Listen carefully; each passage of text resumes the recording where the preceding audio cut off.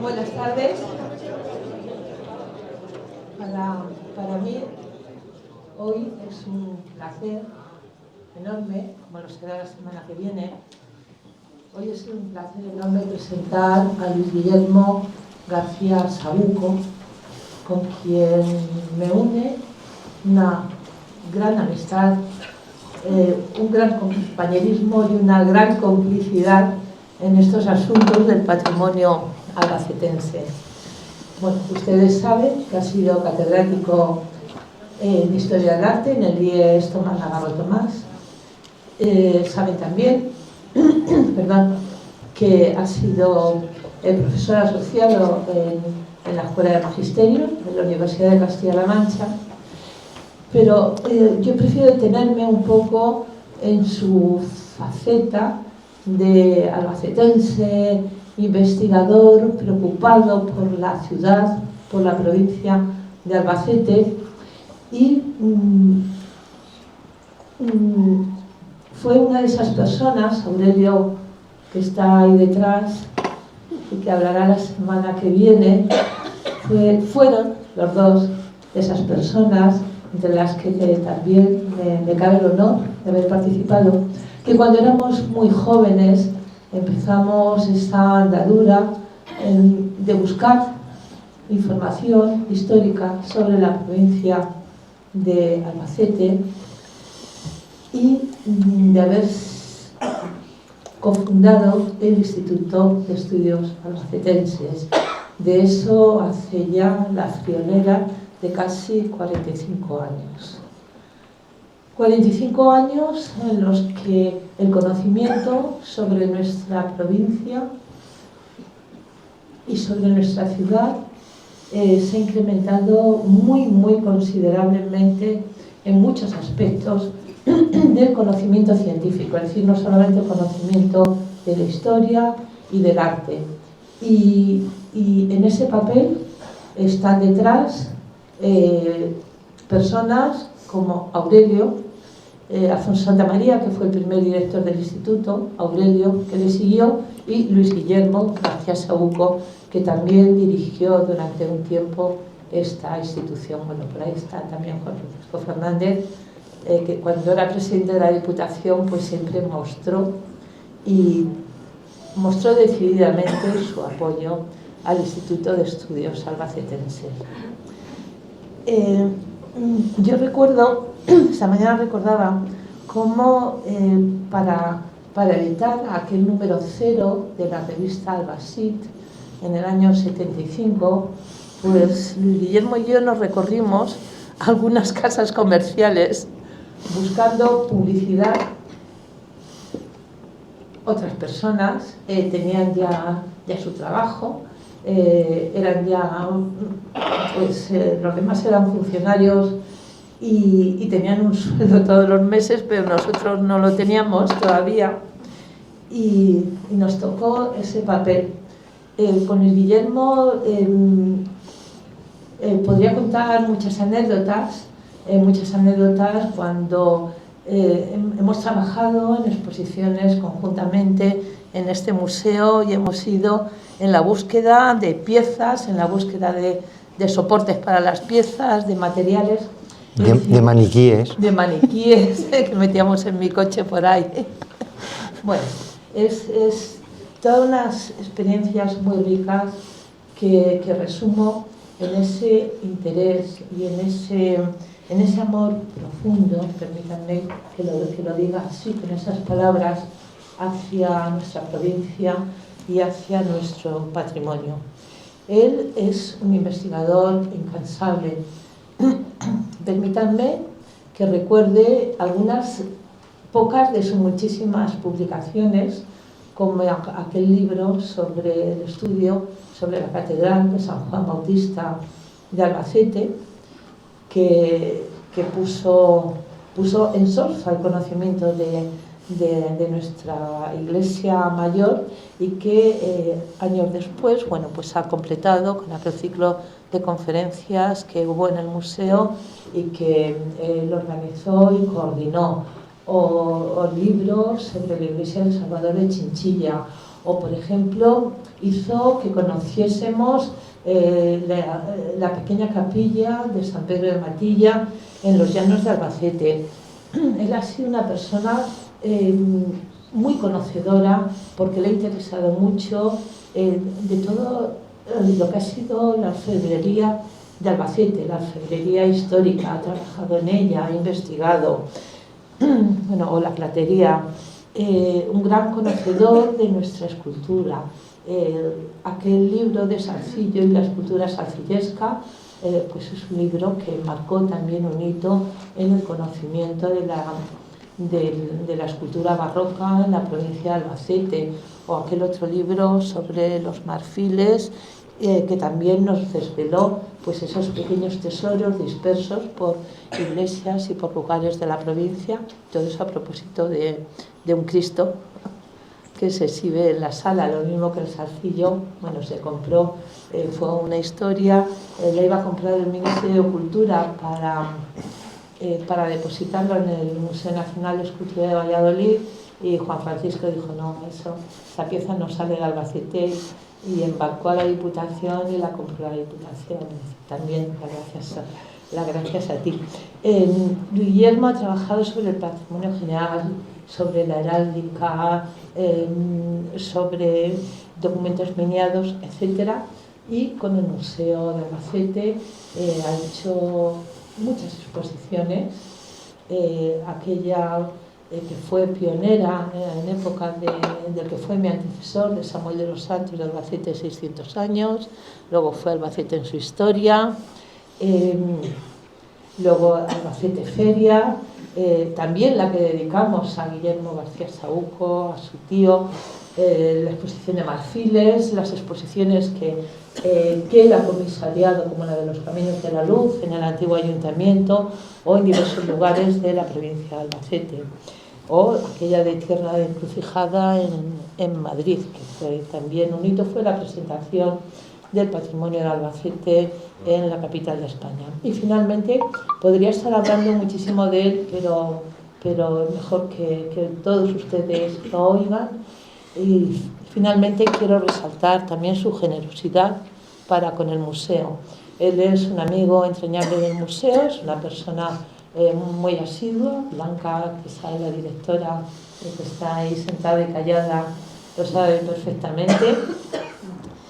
Y bueno, pues gracias a él se enriqueció con algunas de las obras de su tío, de Guillermo García Saúco, y se ha enriquecido también con piezas de etnografía, que siempre ha sido, bueno, pues un poco la pata coja del museo. Él, bueno, durante muchos años también fue miembro de la Comisión Provincial de Patrimonio, pues representando a la enseñanza, luego representando al Instituto de Estudios Albacetenses, y ha sido una persona que por su mediación pues ha habido muchas iniciativas urbanas en torno a la recuperación también del patrimonio perdido, o del patrimonio que afortunadamente todavía no se ha perdido.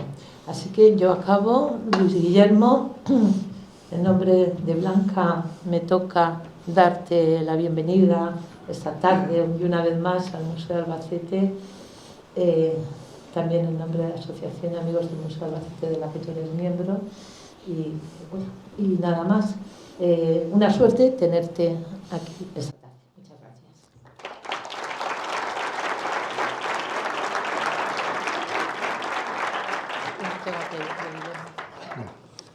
Bueno, muchas gracias, Rubí. Unas palabras que te has pasado 7 pueblos, no. Que no surgen de la objetividad, sino de la abundancia de su corazón. Sinceramente, sí, se han hecho cosas en esta provincia, una provincia que estaba un poco abandonada, y hemos hecho cosas en favor del patrimonio histórico, artístico, cultural, que es importante. Y ya digo, hoy Rubí se ha pasado porque, ya digo, que no ha sido objetiva, sino que ha sido producto de la abundancia de su corazón. Hoy nos vamos a acercar a ver un aspecto del patrimonio artístico provincial de un periodo histórico que es fundamental, un periodo histórico artístico que es fundamental, que es el Renacimiento.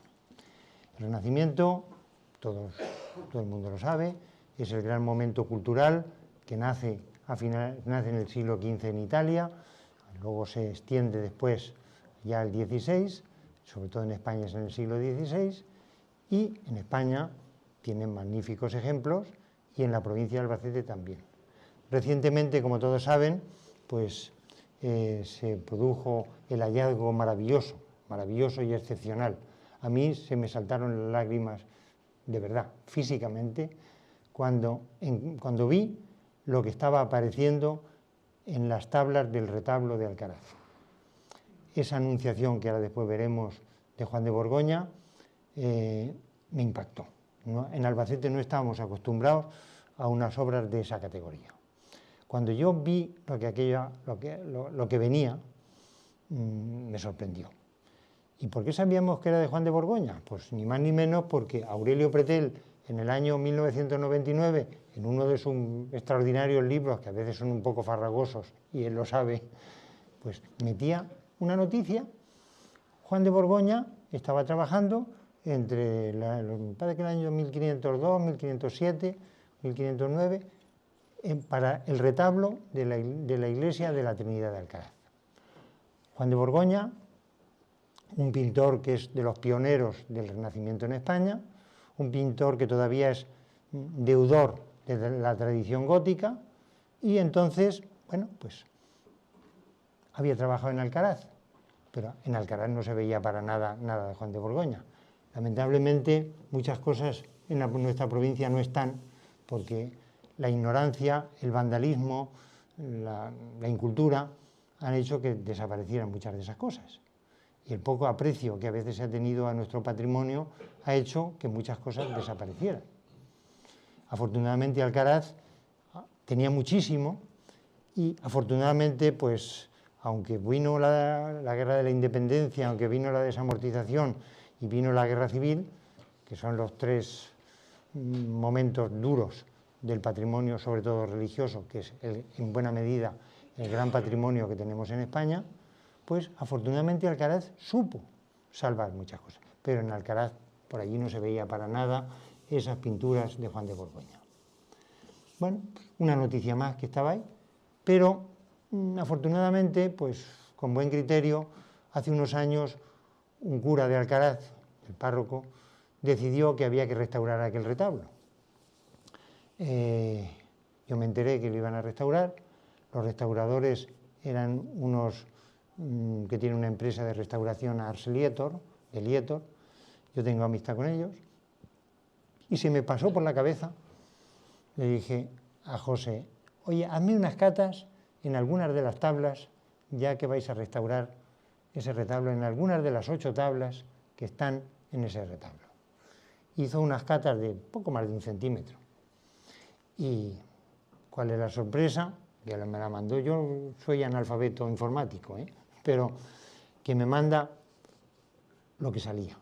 Salían unos fondos dorados de pan de oro, una cabecita de algo, un ángel, unas cosas mínimas. Ahí está Juan de Borgoña. Pero claro, lo que siempre ocurre, no hay dinero. Hay a veces dinero para estupideces, pero para el patrimonio artístico no lo hay. Y en aquella ocasión pues no había dinero y la restauración no se pudo llevar a efecto. Sin embargo, recientemente, con motivo de los festejos estos que están organizando en Alcaraz, del 8º centenario de la aparición de la Virgen de Cortes y no sé cuántas cosas más, pues el actual cura, con buen criterio, se le ocurrió que había que restaurar el retablo. Un retablo que es complejísimo. Ahora verán alguna fotografía, porque era un retablo, un desastre, una amalgama de cosas, de santos de un tipo, de repintes, fatal. Pues se iba a restaurar. Y me entero por la prensa que lo restauraba, no los que habían hecho en aquel momento, sino una empresa que se llama El Parteluz, en la calle de Marqués de Villores, que curiosamente está enfrente de mi casa. Entonces, cuando yo me entero que va a restaurarse eso, y sabía lo que había, lo primero que hice fue coger y mandarle un WhatsApp al delegado diocesano de Patrimonio, a Luis Enrique Martínez Galera, y el mismo WhatsApp al restaurador e incluso me crucé, me fui al restaurador y ¿va a salir esto? ¿Qué cosas dices? ¿Va a salir esto? Efectivamente, empezó a raspar y a ver, y empezaron a salir una cosa espectacular, espectacular. Un espectáculo digno del Museo del Louvre. No digo del Prado, que es el mejor de España, el mejor del mundo, sino del Louvre, que parece que aquello es otra cosa.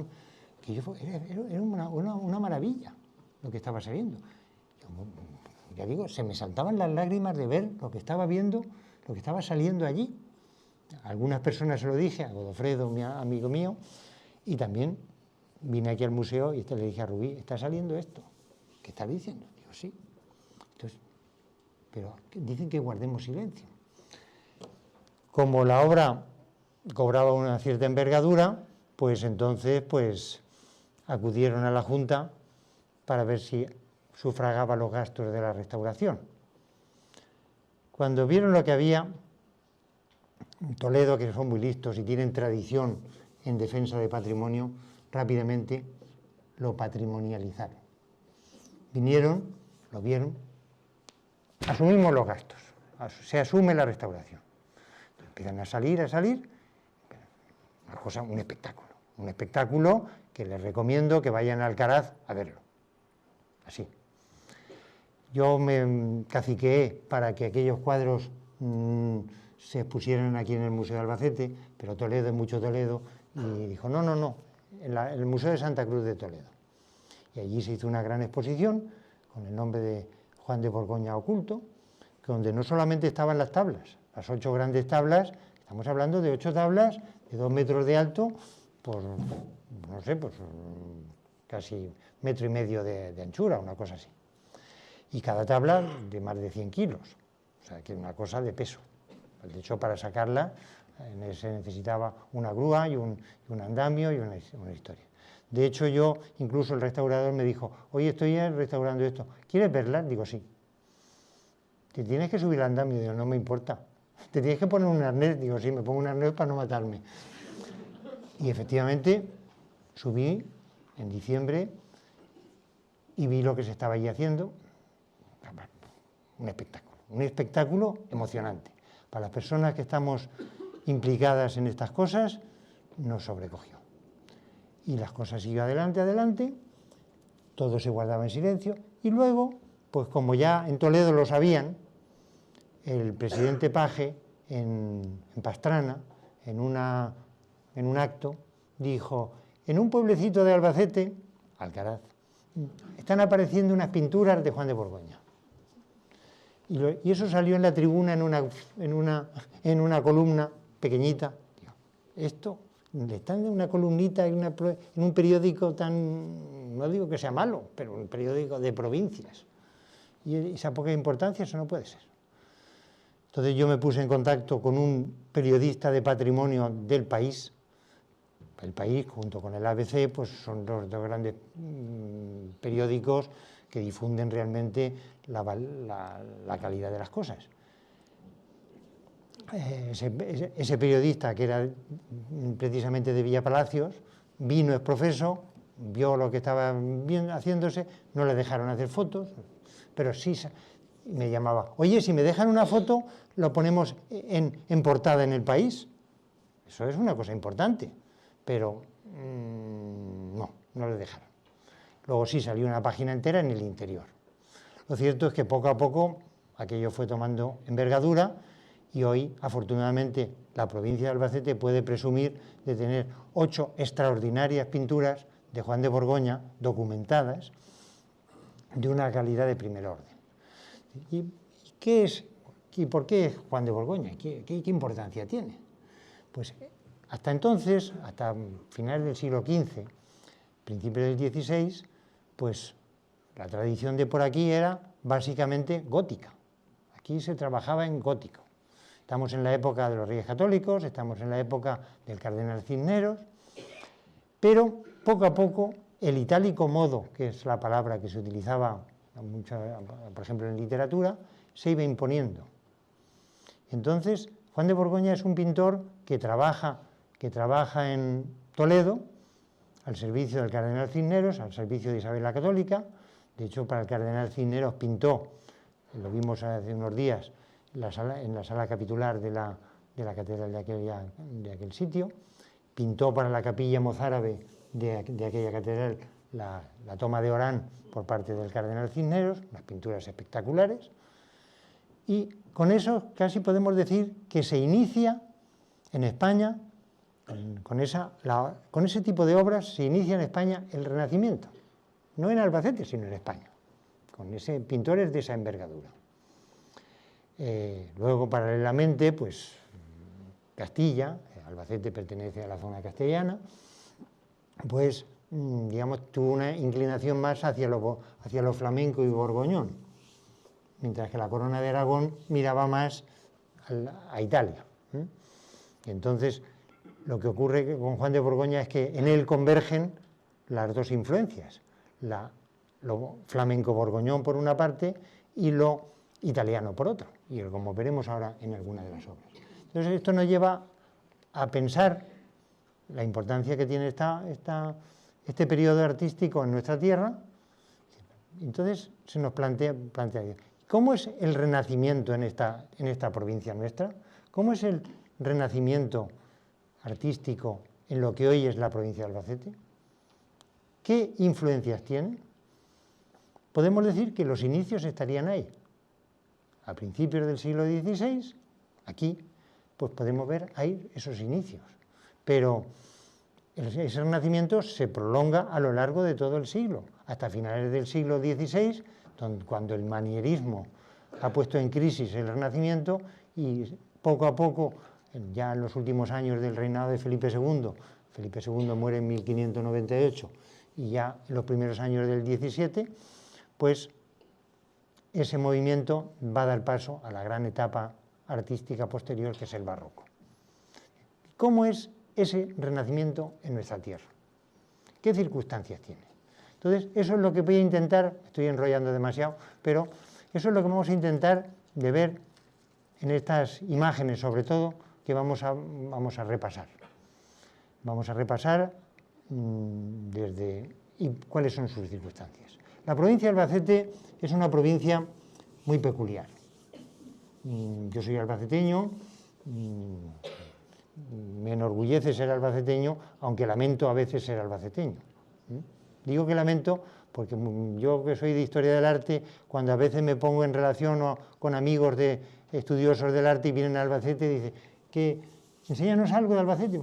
Dije, por favor, ¿qué les enseño? Albacete, desafortunadamente, no tiene el gran patrimonio artístico que pueden tener otras capitales españolas. No la tiene. Y esa es la realidad. Albacete es muy feo. Y lo digo.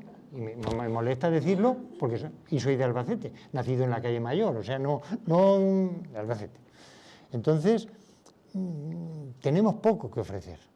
Entonces, pero en eso que tenemos que ofrecer, ¿qué es lo que hay en nuestra provincia?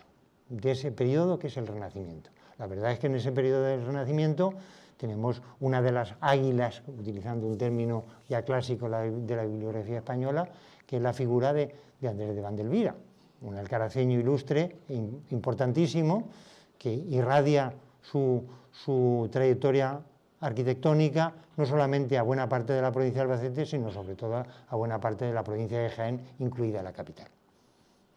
Entonces, eso en arquitectura, pero también hay otras cosas.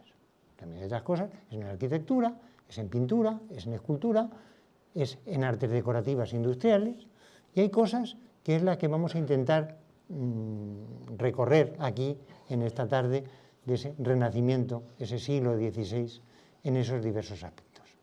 Bueno, ¿y cuál es el panorama exactamente que hay en la provincia de Albacete y por qué? Como decía antes, la provincia de Albacete nació de una manera un tanto extraña, nacieron como todas las provincias españolas, merced al decreto de 1833 de Francisco Javier de Burgos, un decreto liberal que crea las actuales provincias españolas, que son prácticamente las mismas que hay actualmente, y que hoy ya tienen una personalidad propia. Para la creación de la provincia de Albacete se recogieron territorios que en buena medida procedían del antiguo reino de Murcia y dependientes básicamente del obispado de Cartagena. Y hay que incidir en la relación con los obispados porque básicamente el patrimonio artístico religioso tiene relación, lógicamente, con las cabezas de los obispados.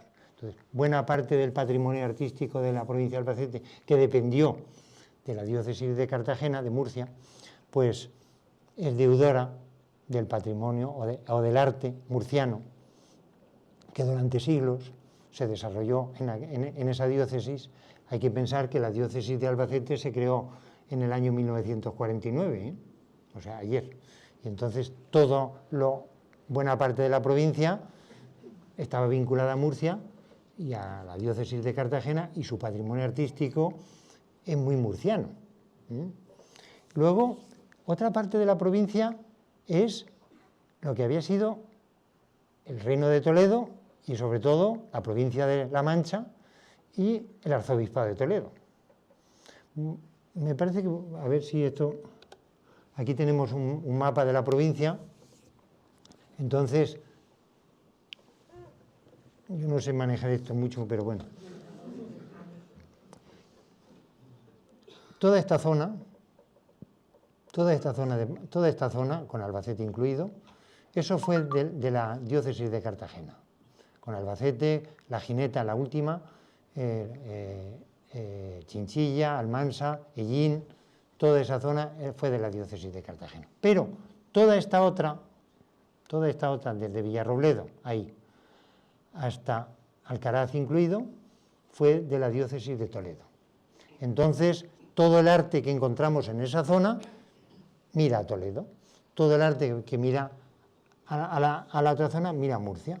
Luego también, por otra parte, hay otra zona, que es la zona esta del norte, que es lo que hoy llaman la Manchuela, sobre todo la zona de Tarazona, la Roda. Esa zona miraba a Cuenca.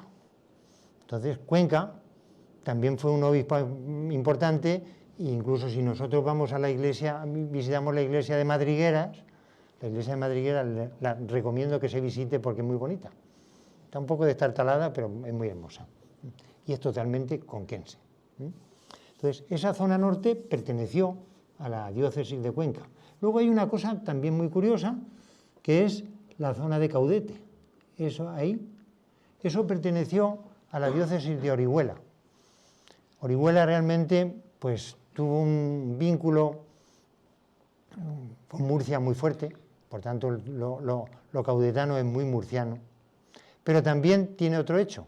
Caudete era una isla dentro del Reino de Valencia. Y entonces en Caudete hay obras artísticas valencianas. De hecho hay muchas locuciones en el lenguaje caudetano enteramente valenciana. Incluso yo creo que hay documentos escritos en valenciano en Caudete. Entonces ahí hay cosas. Y luego también incluso en esta zona de aquí del sur, la zona de Yeste, eso perteneció a la Orden de Santiago. Entonces la Orden de Santiago lo que ocurre es que estaba, aunque tenía su jurisdicción propia, tenía en esa zona Socobos, Yeste, Eliétor, toda esa zona también tenía una vinculación muy fuerte con Murcia. Entonces todo el arte que vemos ahí es básicamente murciano. Curiosamente hay en algunos sitios, como en Alcaraz, donde hay cosas murcianas, hay cosas de Roque López, cosas salcillescas, hay cosas toledanas, porque están ahí, se juntan ahí. Y entonces el patrimonio artístico que encontramos ahí es heredero de esas circunstancias históricas de ese momento, de lo murciano cartagenero, de lo conquense, de lo toledano.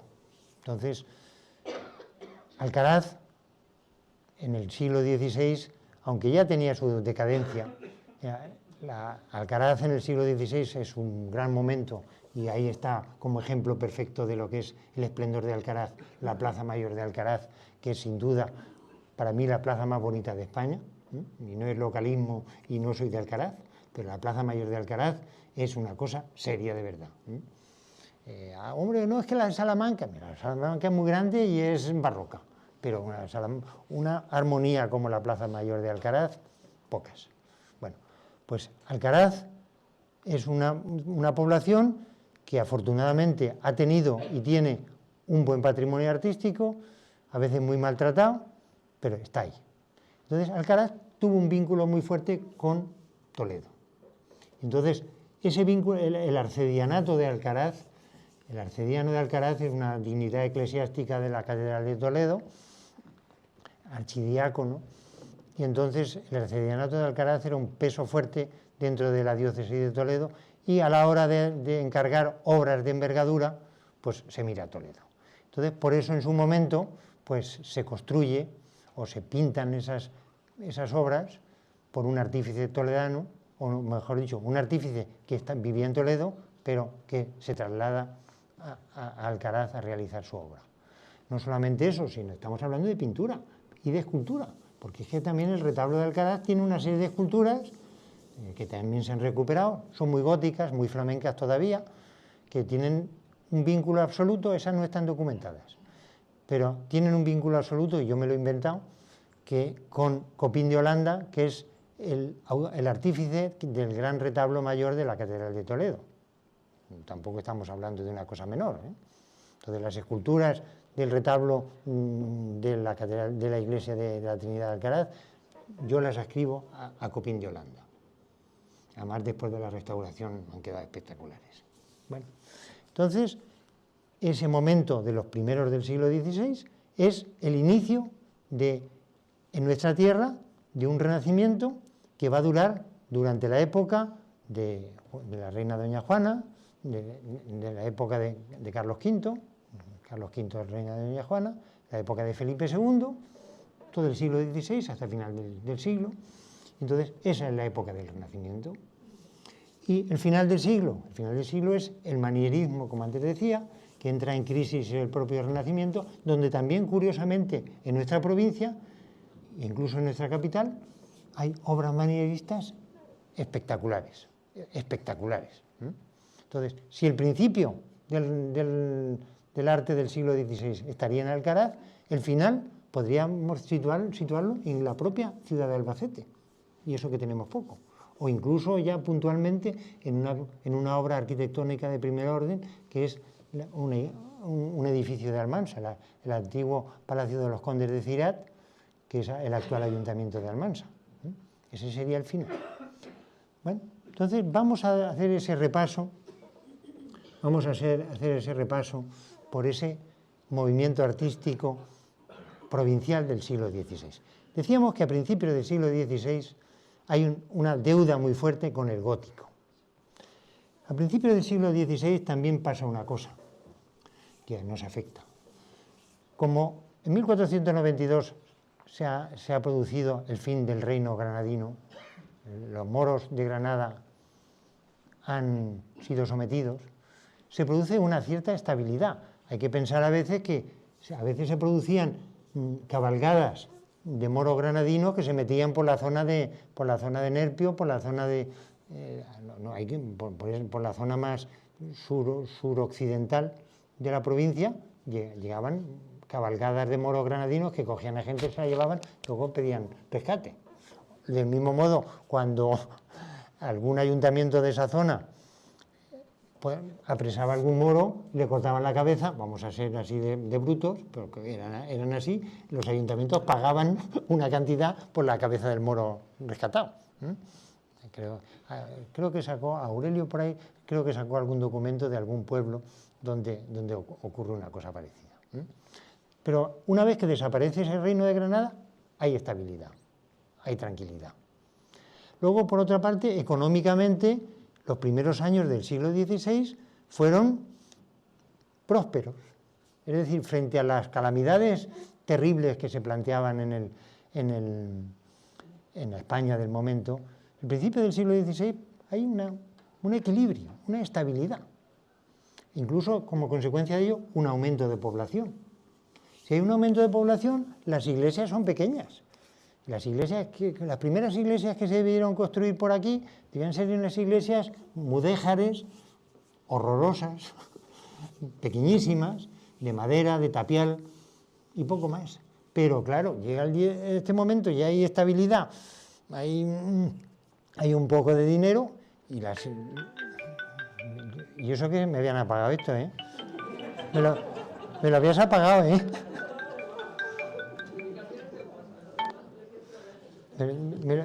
Me lo habías apagado, ¿eh?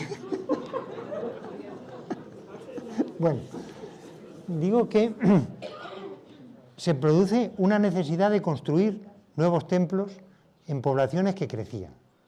Entonces, en función de la población que había en esos sitios, se construyen los templos.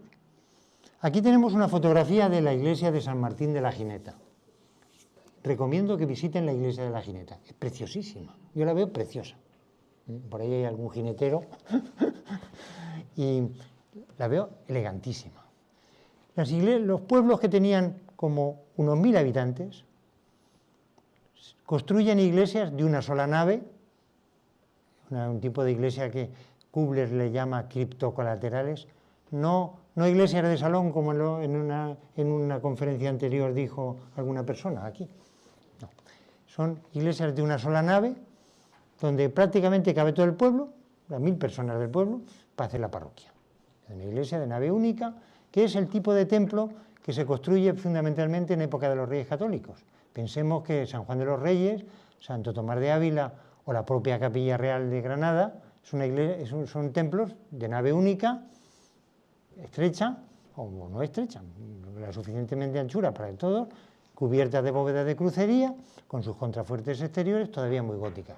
Pensemos también que en la recién descubierta América, las primeras misiones americanas, tanto en México como en Perú, se construyen iglesias de ese mismo tipo, iglesias de nave única cubiertas de crucería. Pues bien, esos templos son para esos pueblos pequeños, digamos pequeños de 1000 habitantes.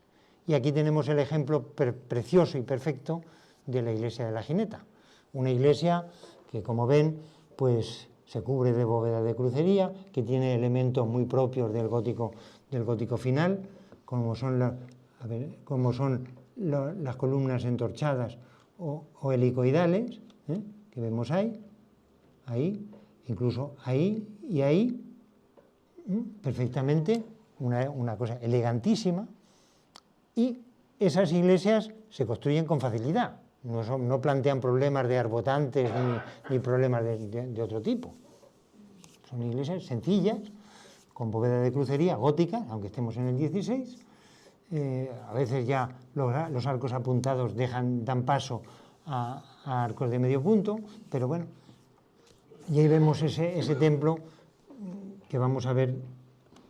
Aquí vemos la planta, por ejemplo, de la iglesia de Jorquera, que es una iglesia de ese mismo tipo.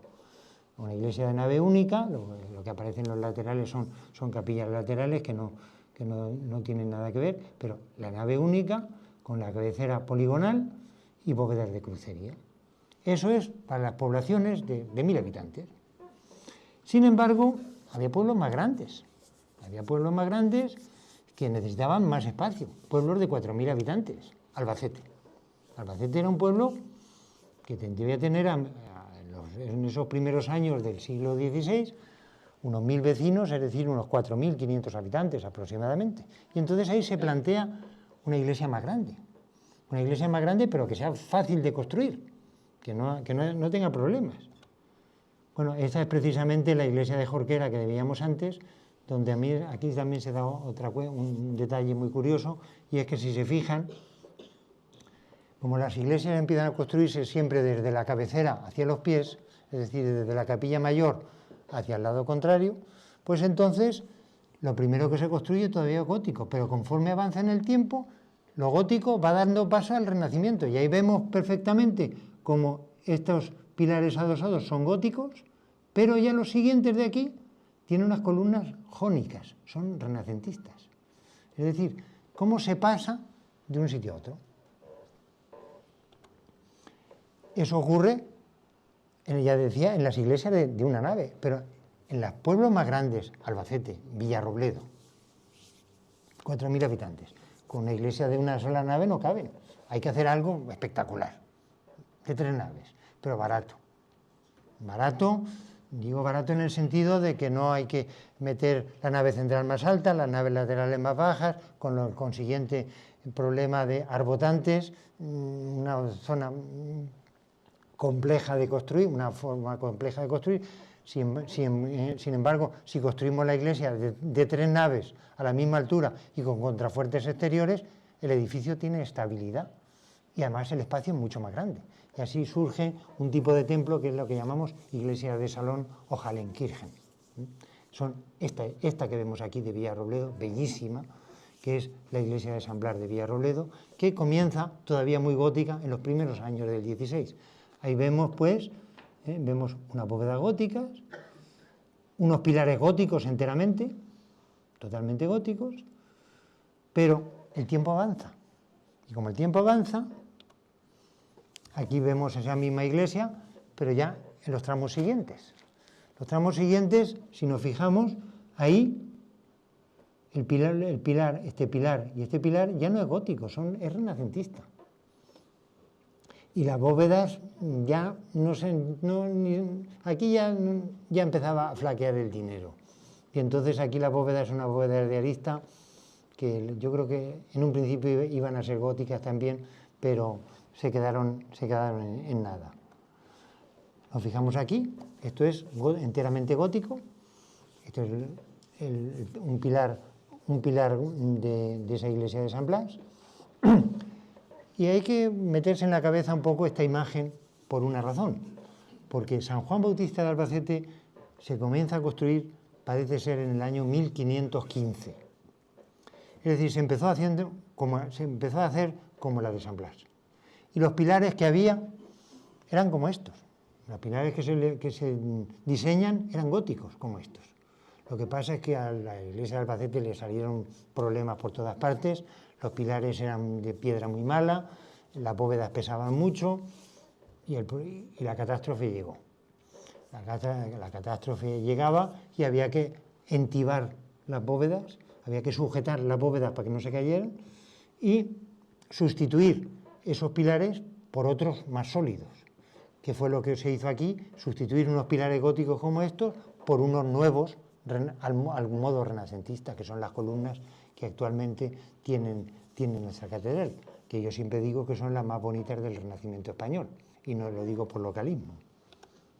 Aquí vemos esos segundos pilares de Villarrobledo, enteramente clásicos. Ese tipo de iglesias se dio en muchos sitios de La Mancha. Esta es la Roda, la foto esta es un poco mala, pero es la Roda. Y la Roda le pasa lo mismo, una iglesia grande, de 3 naves, cubiertas a la misma altura, donde también tiene elementos góticos en los laterales y luego ya elementos renacentistas. Aquí tenemos a San Juan de Albacete, donde si nos fijamos, esos pilares que vemos, esos pilares adosados, ese pilar adosado de ahí o ese otro de ahí, es enteramente gótico, lo mismo que ese o este que vemos aquí. Pero ya las columnas son renacentistas porque las sustituyeron por el problema que se planteó. Además se hundió todo e incluso se fijan, hay aquí un pequeño detalle que con motivo de la restauración que se hizo hace unos años salió a la luz, y es que si se fijan ahí donde señalo, para abajo la piedra es de una manera, pero de aquí para arriba la piedra es de otra. Eso mismo se ve ahí, que la piedra de para abajo es blanca y la piedra para arriba es gris. ¿Por qué? Porque se hundió y lo que hicieron fue continuarlo, volverlo a hacer, pero ya con piedra buena. Y entonces eso ha pasado desapercibido, pero se ve perfectamente desde que restauraron esta zona, se ve perfectamente ese cambio. Y aquí vemos una iglesia típicamente, una Hallenkirchen, hermosísima. La pena es que se quedó corta. La pena es que este templo, como ya se ha dicho en muchas ocasiones, pues tiene 4 columnas, tenía que tener 6, como vemos en algún plano. Esta es la sección de ese plano, de esa iglesia, un dibujito que hice yo hace ya muchísimos años, en el 75 creo que fue, aparecía ahí.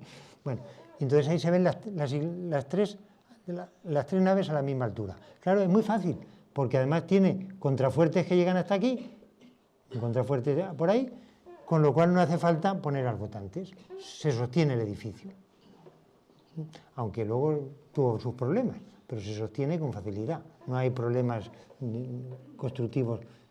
Este es el plano de 1597, que cuando se quedó la obra a medio, Pedro de Monte, el maestre mayor de la diócesis de Cartagena, pues hace para decir cómo tenía que continuar el templo. Entonces, dice ahí una frase: hasta aquí está hecho este año de 1597. Hoy actualmente está construido hasta aquí, porque aquí ya después se construyó la torre y todas esas cosas, pero faltan esas dos columnas. De haber tenido las tres, el espectáculo hubiera sido extraordinario. La verdad es que meterse en una obra de esa envergadura en ese momento requería mucho dinero y mucho esfuerzo. Claro, empezaron con muchos bríos, pero cuando a mediados del siglo XVI la crisis económica empieza a incidir, y cuando la pobreza llega a los sitios más pobres, llega antes. Cuando es una zona pobre, el pobre lo sufre más que el que es medianamente pobre. Y como aquí éramos pobres, pues aquí se quedó a medio. Aquí se quedó a medio y no se continuó. De hecho, pues este edificio estuvo hasta el siglo XX, ayer, todavía conservaba aquí los restos de la vieja iglesia medieval. Porque claro, lo que se hacía era ir construyendo y a la vez ir demoliendo la iglesia vieja. Aquí hubo una iglesia mudéjar, de poca envergadura, de tapial, de ladrillo, pobre, pero era esa.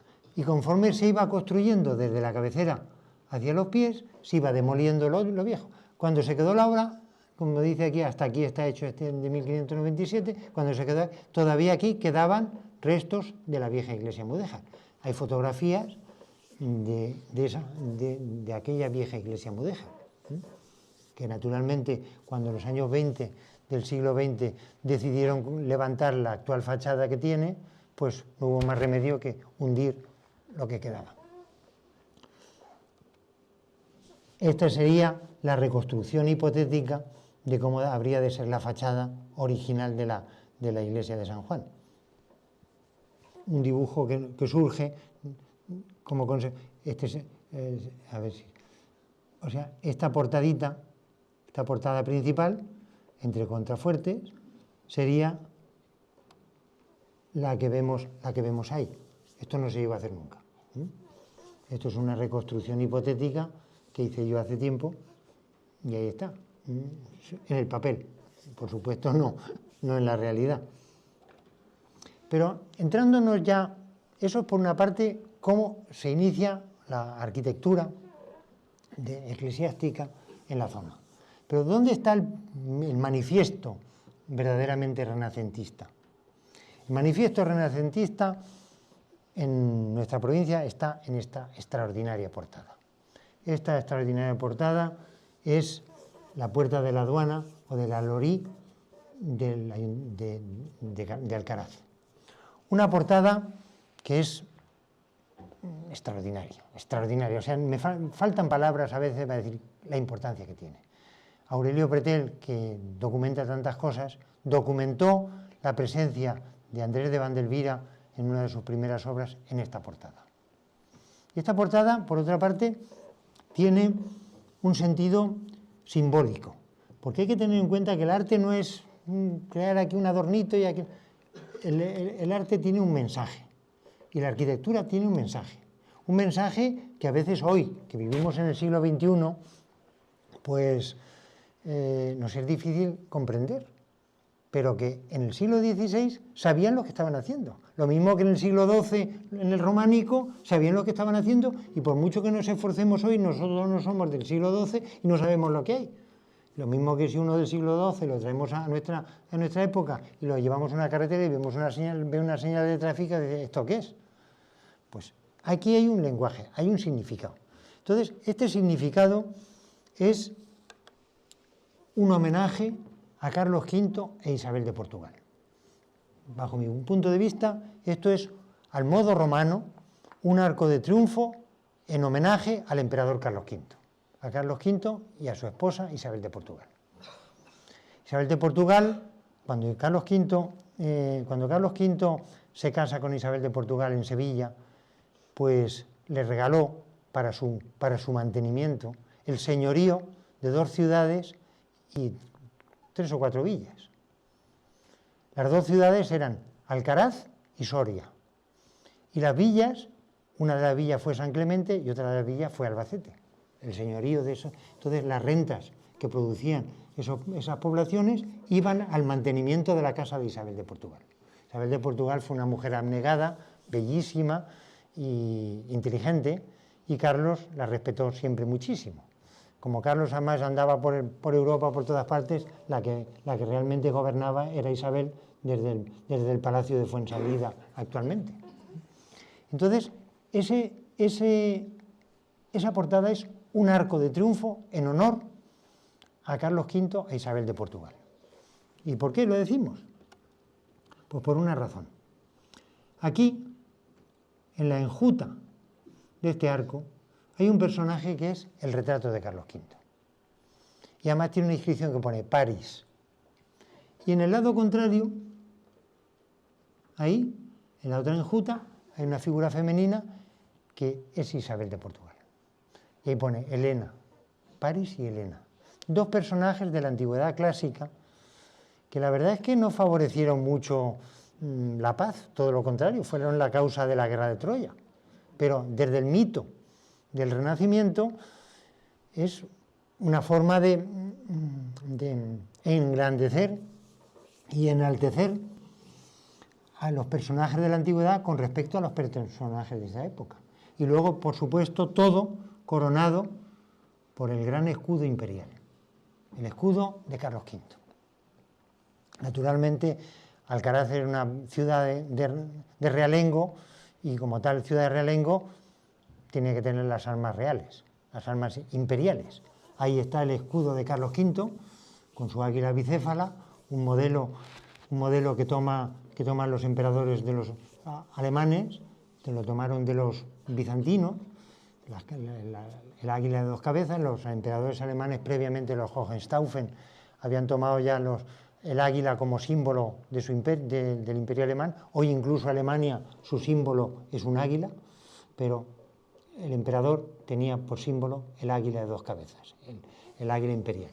Y ahí aparece ese águila imperial con 2 elementos que casi pasan desapercibidos, que es esa columna y esa otra columna, que son las columnas de Hércules, porque Carlos V es el nuevo Hércules que civiliza al otro lado del océano, civiliza América. Entonces, las columnas de Hércules es el emblema personal de Carlos V. Y, por supuesto, rodeado del más importante de las condecoraciones de la época, el Toisón de Oro. Carlos V caballero es el gran maestre de la Orden del Toisón de Oro, y ese Toisón de Oro es el que aparece ahí en las armas que, curiosamente, en el primer cuartel y en el cuarto se repiten. Son las armas, digamos, las armas propias españolas, mientras que en el segundo y en el tercero son las armas de los Habsburgo. Ahí está, luego veremos en algún otro, ahí está, por una parte, Castilla y León, naturalmente. Además, curiosamente, aquí aparece Navarra, que frecuentemente el escudo de Navarra normalmente no siempre se queda un poco aparte, pero aquí sí aparece Navarra. La foto que tengo no es lo suficientemente buena. Entonces, aquí y aquí. Y mientras que aquí y aquí lo que aparece son el archiduque de Austria, duque de Borgoña, conde de Flandes y del Tirol. Entonces, esos son los cuarteles y además alternados. Eso ya es una cosa que proviene desde el siglo XIII, de colocarlos así. Ya Fernando III colocó Castilla y León, León y Castilla. Es decir, tanto importa uno como otro, como luego hicieron los reyes católicos. Tanto monta tanto, da igual uno que otro. Entonces, para no dar preponderancia o unos a otros, se repiten aquí y aquí, aquí y aquí. Y así es como aparece en esa pieza, y por supuesto, por debajo, el escudo de Alcaraz. el escudo de Alcaraz, del cual hablaremos también en otro momento. Aquí tenemos, y es lo que nos lleva a hablar de la que sin duda es una de las joyas fundamentales del Renacimiento español. Hay un texto, a ver si lo tengo yo por aquí, hay un texto que fue de Jesús Carrascosa. Jesús Carrascosa fue un historiador y un investigador alcaraceño que hace 100 años vivía en Alcaraz y escribió un pequeño artículo sobre las torres de la ciudad de Alcaraz. Y dice exactamente: qué gentil, qué gallarda, qué graciosa, qué bella esa magnífica torre del reloj, verdadera joya renacentista del arte español del siglo XVI. Mira con lupa, lector, esas fotografías de Román. Román era un fotógrafo y pintor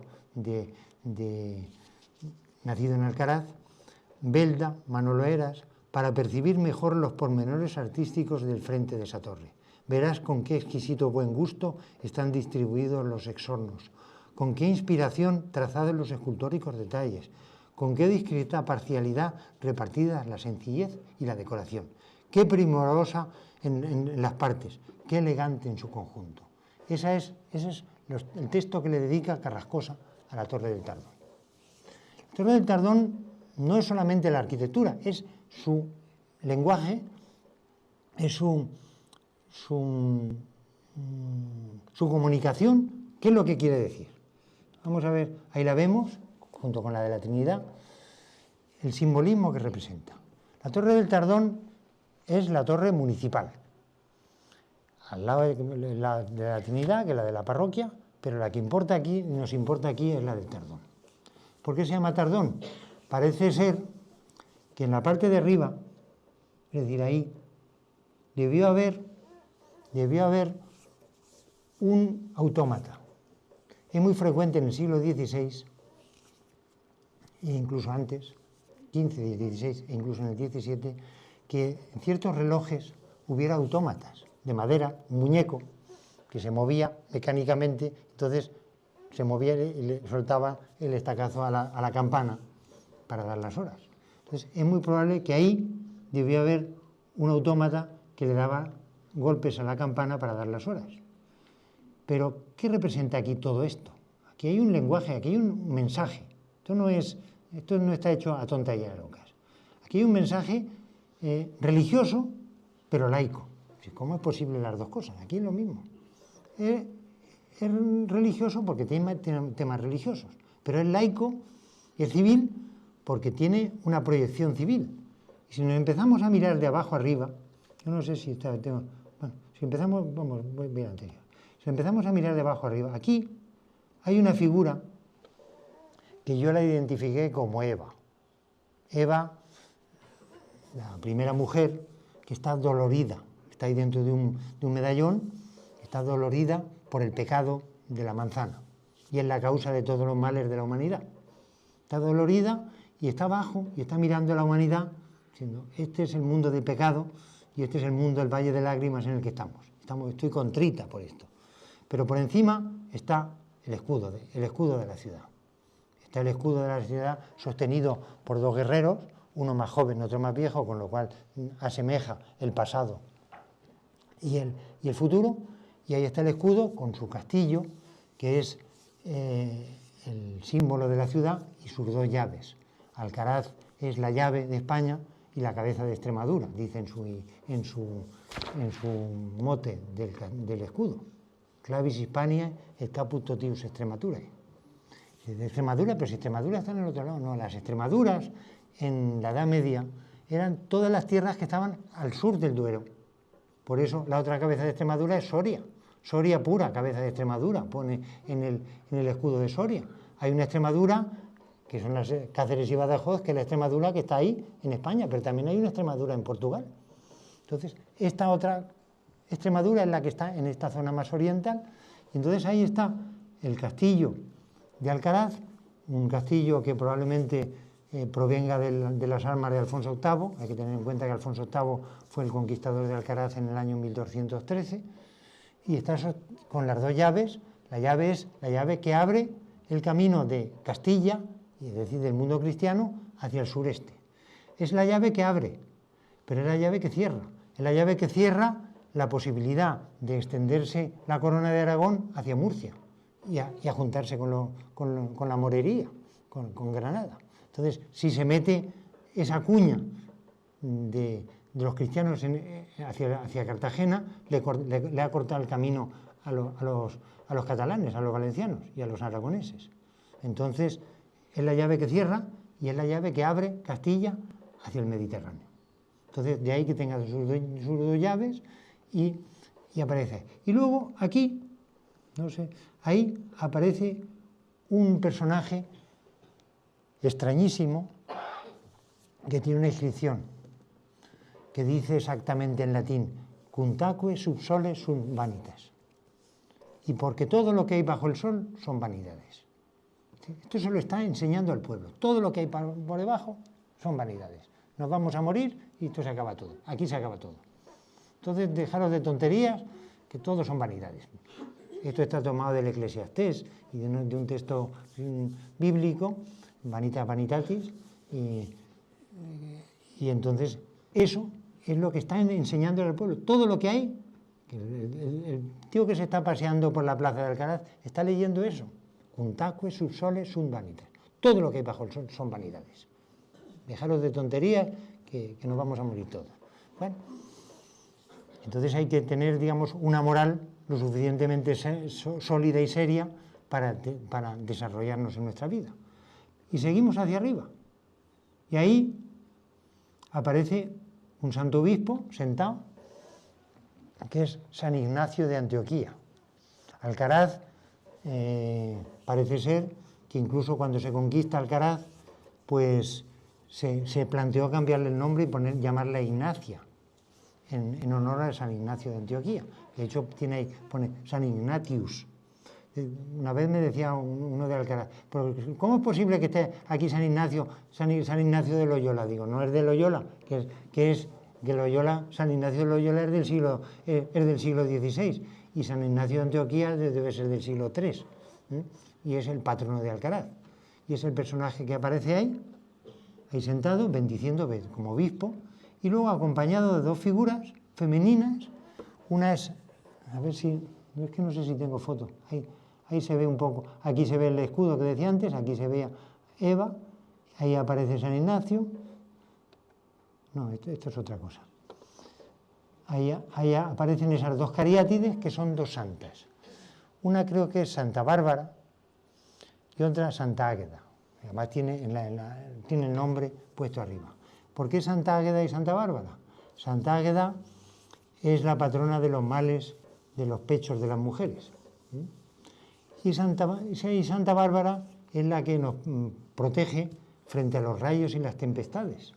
Entonces, en una torre es importantísimo que se nos proteja, se nos avise de las tempestades. Entonces, desde la torre se avisa del problema, que puede haber una tormenta terrible que puede llevarse por delante muchísimas cosas. Incendios forestales, por ejemplo. Pensemos que Alcaraz tenía un grandísimo territorio forestal. Y Santa Águeda es también la patrona de las campanas, precisamente por sus pechos. Entonces, la campana es la que avisa ante un peligro. Entonces, ahí están colocadas la una y la otra, dando escolta a San Ignacio de Antioquía, que es el que bendice al pueblo. Ahí está bendiciendo al pueblo de Alcaraz, bendiciendo al que pasa por la plaza. Y luego aquí al lado hay otro elemento arquitectónico, pero también decorativo de primer orden. Hay una ventana con un frontón semicircular y dos personajes, uno y otro. Uno es la justicia. La justicia con una espada y una balanza. Esa es la justicia. Y esta otra, que tiene una columna en la mano, es la fortaleza. Hay que ser fuerte, hay que ser justos y fuertes. Son dos virtudes, justicia y fortaleza.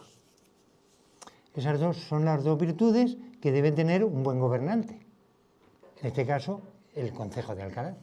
Y luego aquí en el centro hay un personaje con una llave, es San Pedro. Puede ser San Pedro. De hecho, de las primeras iglesias, cuando se conquista Alcaraz, una de las iglesias se consagra a San Pedro, pero puede ser también una personificación de la propia ciudad de Alcaraz. Por eso lleva una llave. Por eso lleva hoy una llave al hombro.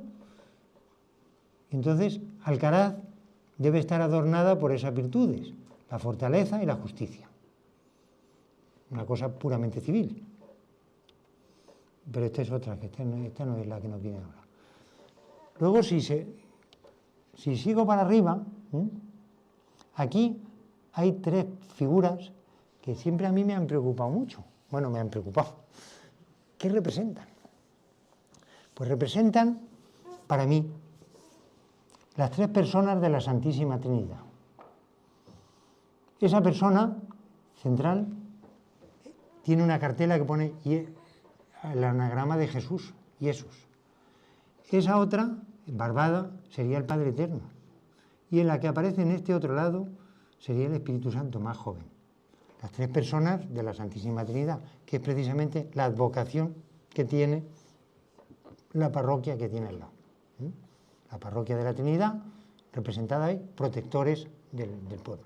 Y luego, por último, aquí arriba, hay unos personajes, unos soldados, unos guerreros, que tienen el escudo de la ciudad, el escudo de Alcaraz, que están vigilando la ciudad, y desde lo más alto es desde donde se puede vislumbrar los problemas, que viene una tormenta, que viene un incendio forestal, están protegiendo la ciudad. Entonces, todo el lenguaje simbólico que tiene esta torre se resume en este conjunto de abajo arriba, como protectores de la propia ciudad. Es curioso que la torre de la iglesia no dice nada, no dice nada eclesiástico, nada, no importa, no hace falta. Y luego hay que tener en cuenta que la torre goza de una campana, que yo creo que es la campana más antigua que hay en la provincia de Albacete, la campana del Tardón, del año 1440 y tantos, está fechada, que es la campana de las grandes solemnidades, y es la que avisa ante una catástrofe, ante una alegría o lo que sea, al pueblo de Alcaraz. Entonces, este es el conjunto renacentista de primerísimo orden, con ese mensaje que se está transmitiendo a este pueblo, en este caso, Alcaraz. Alcaraz, que sin duda, claro, quien se inventara esto tenía que saber lo que llevaba entre manos, ¿eh?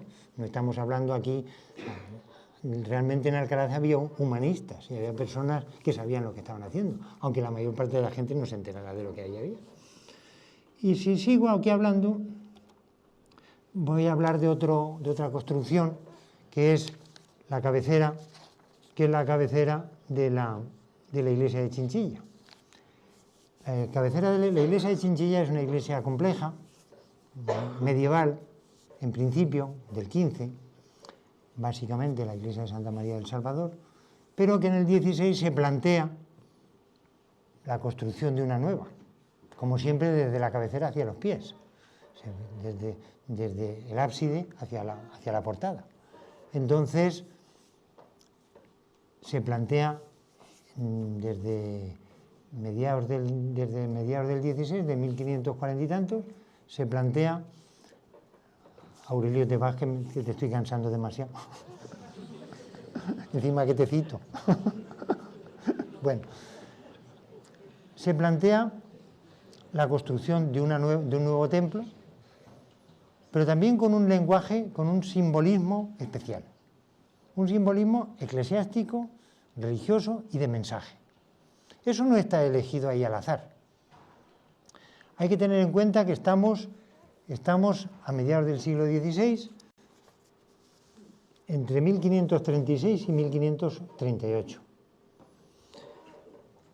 1536 al 38, 41. Hay un problema en Europa en ese momento. Los turcos son los enemigos de la cristiandad. Dice en las Cortes de Castilla del año 1538, dice un procurador que el turco es el enemigo común y perpetuo de nuestra santa fe católica y de la República Cristiana. Está diciendo el turco, el turco había tomado Constantinopla, había acabado con el Imperio Bizantino, pero no es que se había acabado Bizancio, Constantinopla ya no era cristiana, hoy es Estambul, sigue siendo musulmana, pero no se quedó ahí, seguía y se metía por Europa, es decir, oriental. Pensemos que llegó hasta cerca de Viena, en Austria. Entonces había que defenderse. Y luego, además, Francisco I de Francia fue un traidor para la cristiandad, porque con tal de jorobar a Carlos V hizo todo lo posible. No tuvo ningún inconveniente en alguna ocasión de aliarse con el turco para jorobar a Carlos. Los turcos estaban jorobando en el Mediterráneo, por el norte de África, llegaban hasta las costas incluso españolas y jorobaban, por no decir palabras más gruesas. Entonces había que defenderse de ese enemigo común. La cristiandad, entendida como la catolicidad, en ese momento tenía un problema, varios problemas abiertos, varios frentes abiertos. Unos eran los turcos, que se metían, y otro el problema interno, los protestantes. Los protestantes era un problema interno que rompía la unidad cristiana, la universitas cristiana que dice Carlos V. Entonces hay que defenderse y representar esa defensa de la cristiandad frente al enemigo. Entonces el programa iconográfico que aquí se plantea es muy complejo. De hecho, bueno, ahí se ve el plano de la parroquia de Chinchilla. Estoy refiriéndome exclusivamente a esta zona, Esto es la zona más oriental de la iglesia, como son las iglesias, están orientadas hacia el este. Hacia el este están los turcos. Curiosamente, por aquí en Chinchilla hubo una calle, la calle del Gran Turco, que estúpidamente alguien arrancó el azulejo que ponía calle del Gran Turco y hoy pone calle Elvira López, pero con lo bonito que era calle del Gran Turco. Bueno, entonces allí el turco es el enemigo común de la cristiandad que había que defenderse ante ella. Entonces esto se representa en esta cabecera de la iglesia de Chinchilla de esta forma. Cuando hace años Alfonso Santamaría y yo estudiamos la iglesia, yo planteé que ahí había una serie de personajes también de defensa de la cristiandad, pero inspirados básicamente, dentro de un cuarto de hora voy a terminar enseguida, pero bueno, porque ya veo que la gente se larga y castigo demasiado.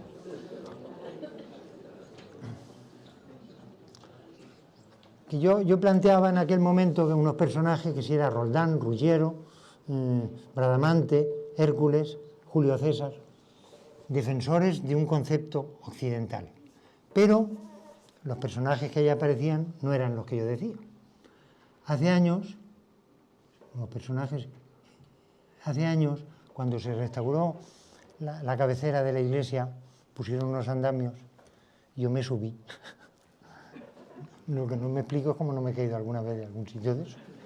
Y curiosamente, debajo de cada de los personajes,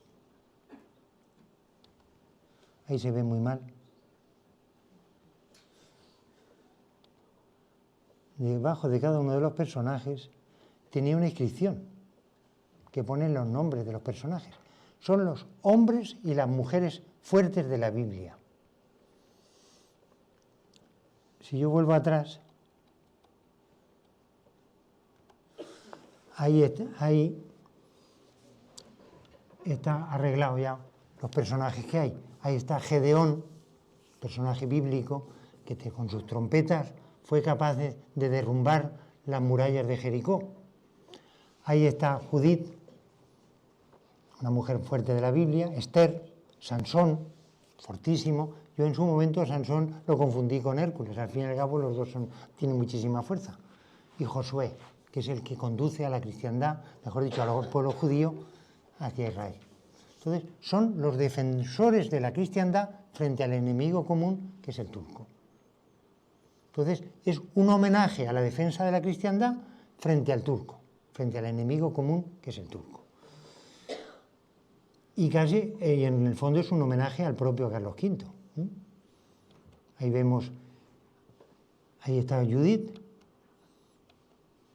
y ahí vemos en ese detalle la fecha, 1541. Esto está documentado todo como obra de Jerónimo Quijano. Jerónimo Quijano es maestre mayor de las obras de la diócesis de Cartagena, y entre 1500 y 1538, que fue cuando se organiza la Santa Liga, precisamente, que es la que plantea la defensa de la cristiandad, y 1541 es cuando se construye esto. Bueno,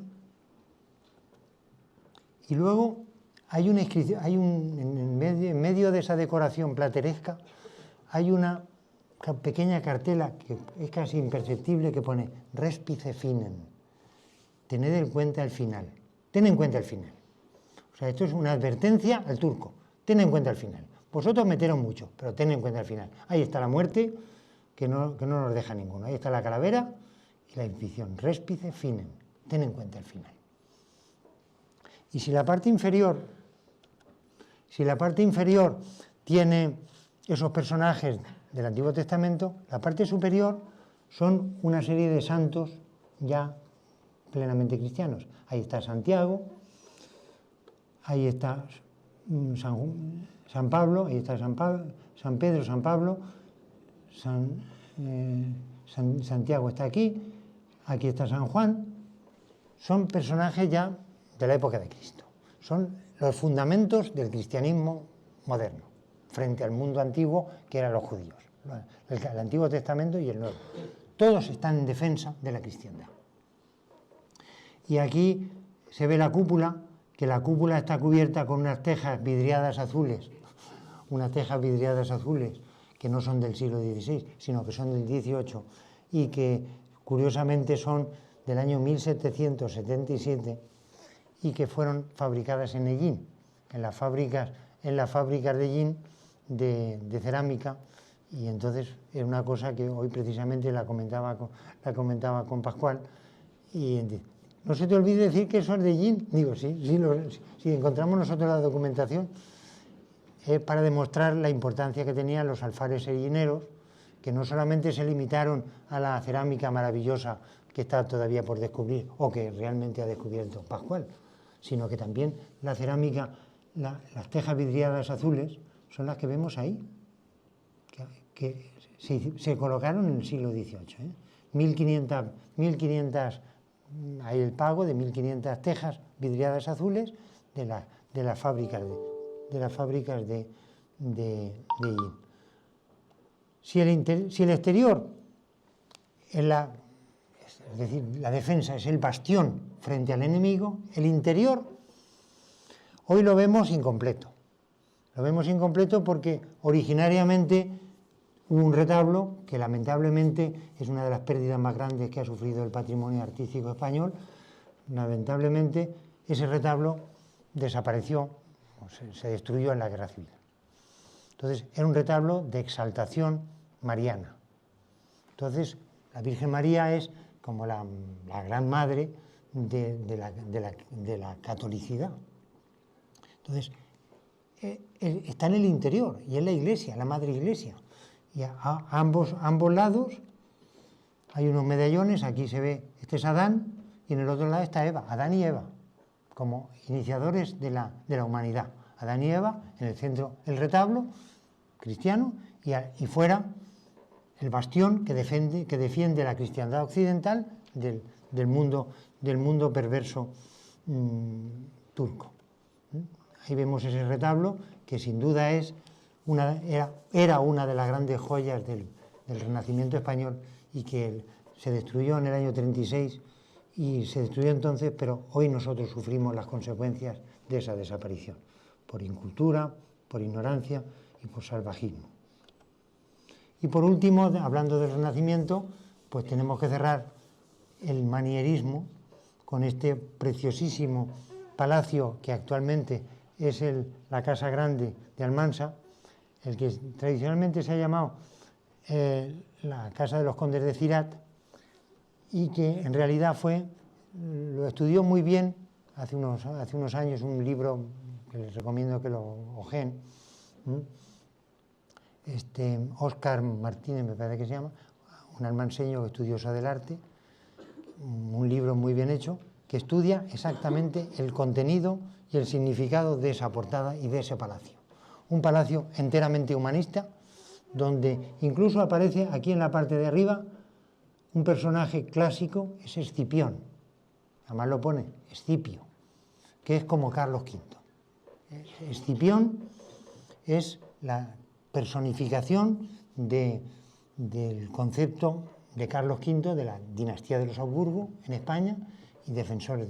Y aquí está el escudo, el blasón de esa familia, que fue Alonso de Pina, que debió ser un intelectual serio del momento, que plantea un palacio donde incluso tiene una inscripción, que voy a leerla porque no me acordaba, dice: ita sequenda virtus, así la virtud permanecerá. Junto al escudo dice: así la virtud permanecerá. O sea, es un aviso de la estirpe suya. En el 16 la estirpe es muy importante, pero no solamente para ellos, para él, sino para los que vienen después. Permanecerá para siempre. Entonces, este es el palacio de la virtud del hombre humanista. Entonces, no solamente es la fachada, sino incluso el interior, y ya digo que ha sido perfectamente estudiada en ese libro de Óscar, que analiza a la perfección esta portada, que es una de las joyas de toda la región. Además, un manierismo que rompe con el clasicismo, con esos elementos fajados, en faja, que se relaciona con la arquitectura de la provincia de Jaén y sobre todo se relaciona con los tratados de arquitectura que en ese momento circulan por todas partes, sobre todo de Serlio. Sebastiano Serlio es un teórico de la arquitectura que coge y difunde sus obras, y sus grabados del libro luego eran copiados por muchísima gente después en los lugares más apartados. Y por último, ya para terminar, aquí hay una portada, que es la portada del Ayuntamiento de Chinchilla, que tiene la fecha 1590. Ahí pone 1590, pero esto es que no tiene que ser anterior. Esta portada es muy vandelviresca, tiene detalles propios de Vandelvira. Pero en 1590, esto es ya los últimos años del reinado de Felipe II, que esto es cuando el Escorial estaba casi terminado. Esto no puede ser, esto es más arcaico. Entonces también hay un mensaje claro, aquí en este caso es el escudo de la monarquía de Felipe II, este personaje que puede ser el propio rey Felipe II, puede ser el Padre Eterno o puede ser Hércules.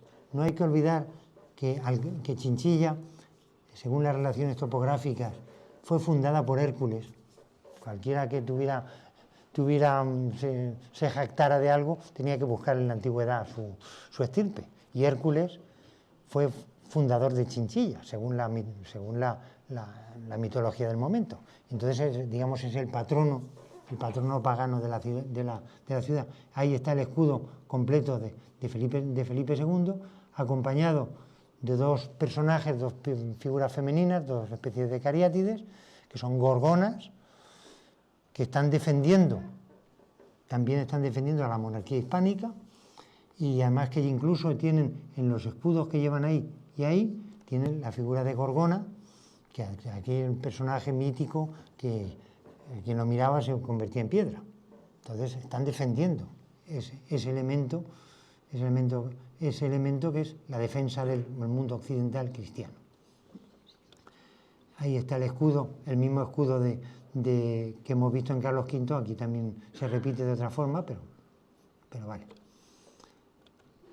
Y un remedo de aquella portada es probablemente esta otra portada, que es el llamado lienzo de Doñana en la Roda, que repite un poco el modelo de Chinchilla y que curiosamente se dio también en dos desaparecidos edificios que hubo en Albacete, pero como esta ciudad ha sido siempre tan iconoclasta y tan destructiva, hubo dos palacios en Albacete, el llamado, uno en la calle Rosario y otro en la plaza del Altozano. el Palacio de Pino Hermoso y el Palacio de los Condes de...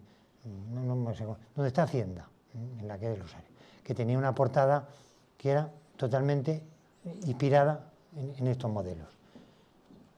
Y con esto voy a terminar. Iba a hablar de arquitectura, de escultura, de pintura, de orfebrería, pero como esto ya es demasiado, otro día más. Otro día más, solamente para terminar, pues aquí está el retablo de la Virgen de los Llanos, con una inspiración en otra cosa, pero lo vamos a dejar aquí. Ya digo, prefiero dejarlo aquí y terminar y ver este repaso que hemos dado a la sobre todo a la arquitectura del Renacimiento en nuestra provincia, que tiene sus orígenes en esa pintura, el arte del Renacimiento, que tiene sus orígenes en nuestra provincia, en esas pinturas de Juan de Borgoña, pero que tiene su final en las pinturas. Voy a pasar aquí deprisa, voy a pasar así muy deprisa. Estas son las de Juan de Borgoña. Voy a pasar aquí muy deprisa. Tiene su final en unas pinturas que son de aquí de Albacete y que son de los últimos años del siglo XVI, manieristas, que son las grisallas de la sacristía de la Catedral de Albacete. Si el principio están en Juan de Borgoña, el final está aquí. Unas pinturas que mucha gente las conocerá, otra gente ni le han prestado atención, porque se conservan bastante bien, aunque tienen el problema es que le pusieron en su momento barniz, el barniz ha oxidado, está amarillo, y entonces estamos viendo la grisalla a través de una película amarilla, con lo cual no se ve bien. Esta es la conversión de San Pablo, y les recomiendo alguna vez que se cuelen en la sacristía de la catedral y miren esas pinturas, que ya digo, son unas pinturas murales a la grisalla, y que merecen la pena ser restauradas. Yo estoy caciqueando con la Junta para ver si se restauran en condiciones, porque lo único que necesitan es una limpieza, la eliminación del barniz y la colocación de un nuevo barniz protector que dé esplendor y calidad a esas pinturas manieristas, anónimas, anteriores a 1597 y posteriores a 1583. Esa es la cota que le doy a estas obras. Y con esto termino, y perdónenme que me prolonga mucho.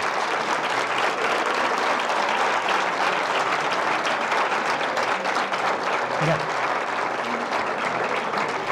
No aplaudan mucho, que sigo.